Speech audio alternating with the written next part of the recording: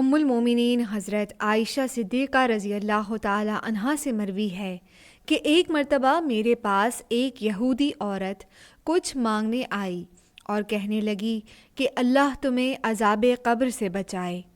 جب نبی صلی اللہ علیہ وآلہ وسلم آئے تو میں نے عرض کیا، یا رسول اللہ صلی اللہ علیہ وآلہ وسلم، کیا ہمیں قبروں میں عذاب ہوگا؟ نبی صلی اللہ علیہ وآلہ وسلم نے فرمایا، اللہ کی پناہ، اور سواری پر سوار ہو گئے۔ اسی دوران سورج گرہن ہو گیا۔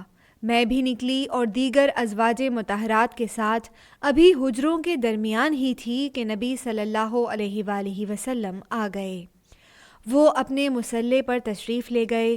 لوگوں نے نبی صلی اللہ علیہ وآلہ وسلم کے پیچھے نماز کی نیت باندھ لی۔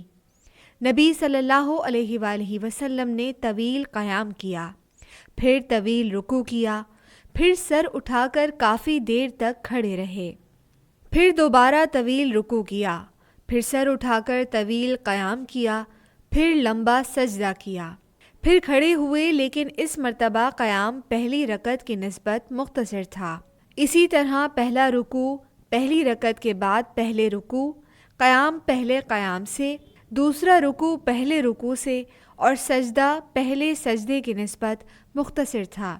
اس طرح 4 رکوع اور 4 سجدے ہوئے۔ اسی دوران سورج بھی روپوش ہو گیا۔ پھر نبی صلی اللہ علیہ وآلہ وسلم نے فرمایا، قبروں میں تمہاری زمائش اس طرح ہوگی جیسے دجال کے ذریعے زمائش ہوگی۔ اس کے بعد میں نے نبی صلی اللہ علیہ وآلہ وسلم کو عذاب قبر سے اللہ کی پناہ مانگتے ہوئے سنا۔ مسند احمد، حدیث نمبر 23177۔